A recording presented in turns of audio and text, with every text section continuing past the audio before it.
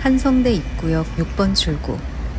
이곳에서 오늘의 성북동 여행을 시작합니다. 멀지 않는 거리지만 천천히 걷다 보면 속도가 아닌 분위기로 도착하게 되는 동네입니다. 서울 한복판에서 사찰과 옛 골목, 한옥 찻집, 성곽길까지 도보로 충분히 느낄 수 있는 하루의 여유.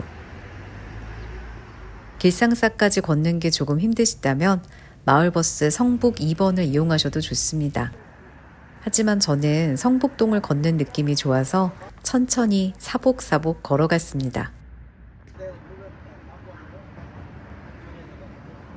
고층 빌딩 대신 낮은 건물들이 이어져 있어서 자연스럽게 시선이 낮아지고 마음도 편안해지더라고요.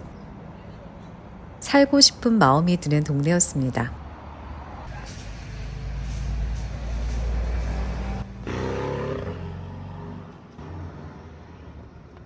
성북로를 따라 천천히 오르면 첫 번째 목적지 길상사에 도착합니다.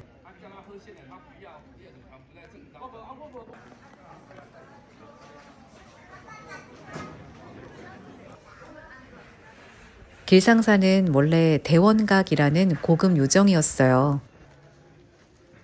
이 건물을 법정 스님께 시주하며 사찰로 바꾼 사람은 요정의 주인이었던 김영한 여사였죠. 사찰의 규모는 크지 않지만 정갈하고 단정한 아름다움이 있습니다.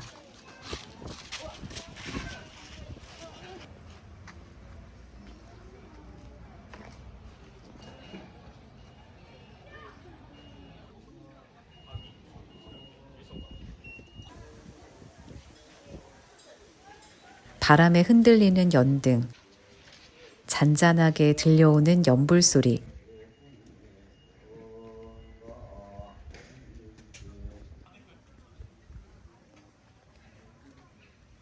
부처님 오신 날 전후로는 연등이 조용히 길을 밝히고 계절마다 다른 풍경이 사찰에 감쌉니다. 진영각으로 가는 길은 포도송이처럼 주렁주렁 핀 등나무꽃이 반겨줍니다.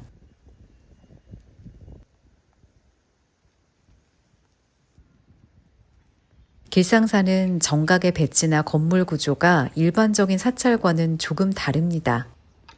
하지만 분위기만큼은 종교시설답게 차분하고 단단한 울림이 있습니다.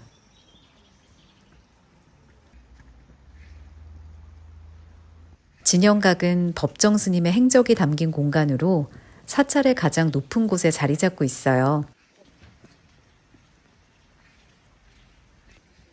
2010년 법정 스님이 길상사에 입적하며 무소유에 대한 마지막 가르침을 남긴 곳입니다.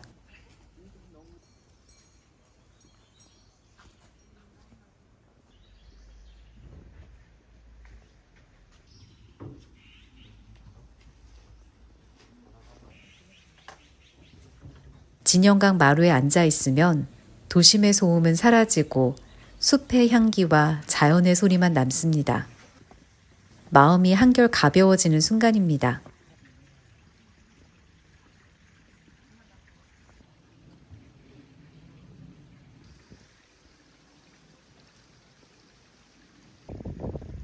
여러 층을 이루며 떨어지는 작은 폭포의 물소리를 들으며 사색에 잠기기도 좋고요.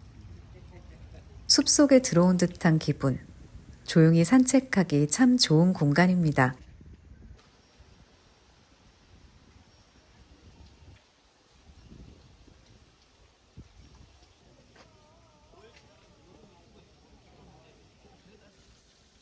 계곡 위 작은 나무다리 위에서 길상사 건물을 바라보는데 참 아름답더라고요.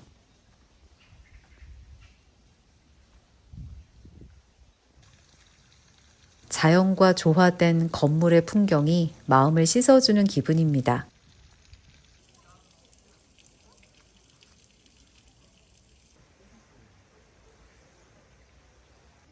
언덕 오른쪽에는 법정 스님에게 이 부지를 시주한 김영한 여사의 사당이 자리해 있습니다.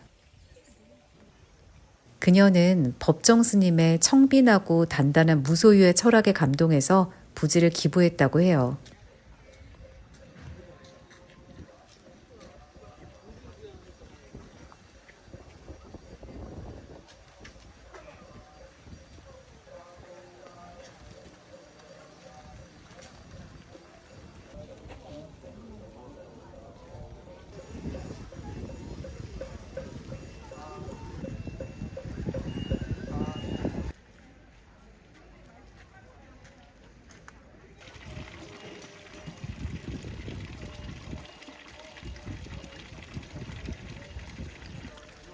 일주문 쪽으로 다시 내려와서 오른쪽 다원 건물로 오르면 수면을 가득 메운 연잎 연못이 펼쳐집니다.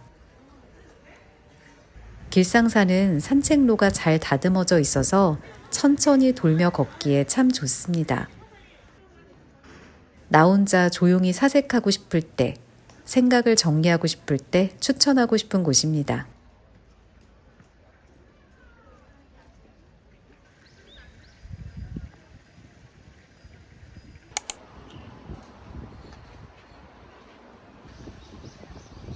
길상사에서 도보로 약 10분, 골목 안쪽으로 들어서면 소박한 간판의 작은 식당, 성북동 집이 나옵니다.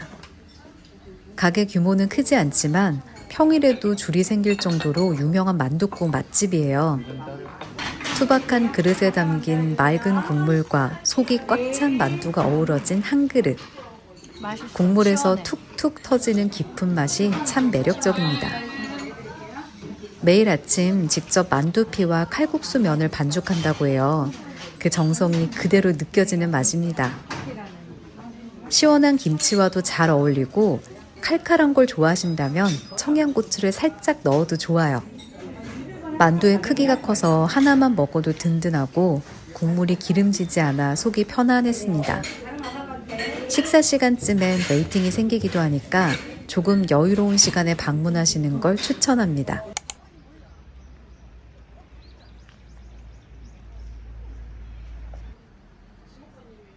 골목을 따라 조금만 더 걸으면 조용한 한옥 찻집 수연삼방에 도착합니다. 이곳은 1930년대 우리나라 단편소설의 선구자 이태준 작가의 집이었던 공간을 찻집으로 꾸민 곳이에요.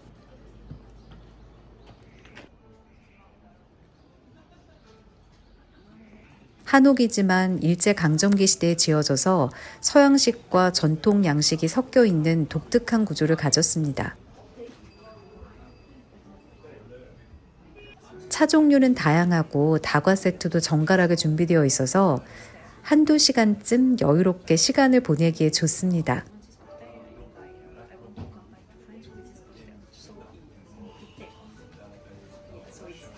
빙수 메뉴가 유명하지만 저는 전통차를 주문했어요. 대문은 소박하고 담장은 길게 늘어서 있어서 문을 열고 들어서는 순간 마치 시간 여행을 떠나는 듯 합니다. 수연삼방은 문인들이 모이는 작은 집이라는 뜻을 가지고 있대요. 마당에는 나무가 많고 고즈넉한 한옥의 자리를 잡으면 누군가의 오래된 집에 초대받은 듯한 기분이 듭니다.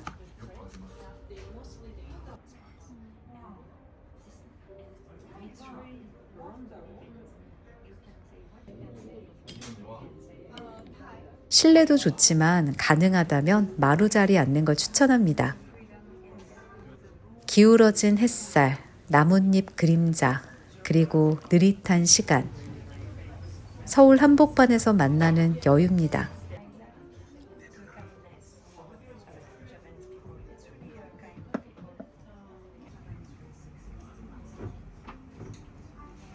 차를 우리고 내리는 그 과정 자체가 마음을 고요하게 만들어줍니다.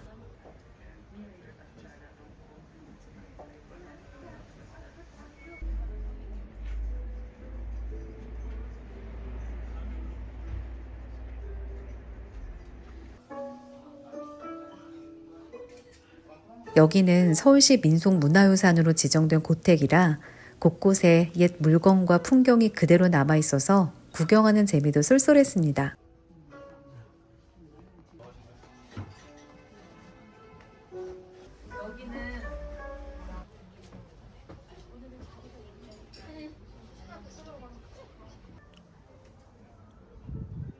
잔잔한 음악, 따뜻한 찻잔, 그리고 나무 마루에 흐르는 햇살. 시간이 천천히 흘러갑니다.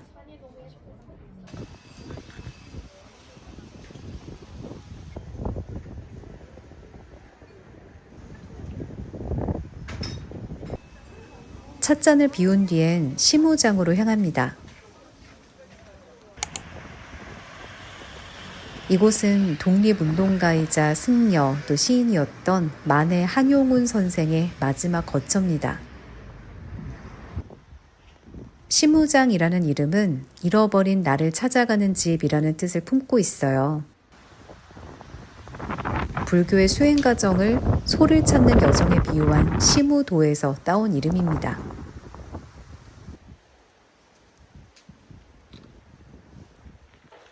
한용운 선생은 3.1운동 민족대표 33인 중 한 분이자 시집 님의 침묵으로도 잘 알려져 있습니다. 그는 조선 총독부가 바라보는 경복궁을 등지기 위해서 집의 창문과 대문을 북향으로 지었다고 하죠. 그 자존과 의지가 집의 방향에까지 새겨진 셈입니다. 시무장은 그저 오래된 한옥이 아니라 한 인물의 철학과 시대의 흔적이 고스란히 담긴 공간입니다. 입장료는 없고 현재는 등록문화유산으로 보존되어 개방 중이에요. 조용한 마당에 서 있으면 시간조차 조용히 머무는 듯한 느낌이 듭니다.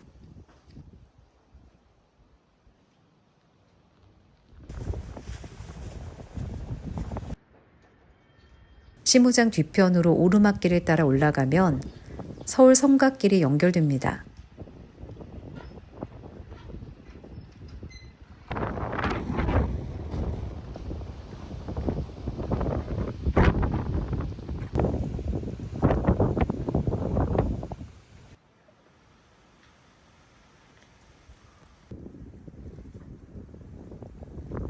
이 구간은 한양도성의 북쪽 일부로 경복궁에서 동대문까지 이어지는 성곽의 일부분입니다. 관광객이 몰리지 않아서 자연과 도심을 동시에 조망할 수 있는 조용한 산책길이죠. 성북동 골목과 멀리 북한산 능선이 눈에 들어옵니다.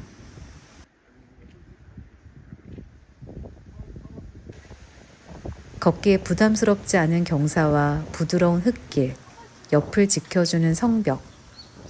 이 길에서는 걷는 것 그 자체가 목적이 됩니다. 서울에서의 하루, 도보로 떠나는 조용한 여행. 성북동은 어쩌면 익숙하지만 정작 깊이 들어가 본 적 없는 동네일지도 모릅니다. 차분히 걷고 오래 머물며 천천히 느끼는 하루. 오늘 그 조용한 기록을 남깁니다.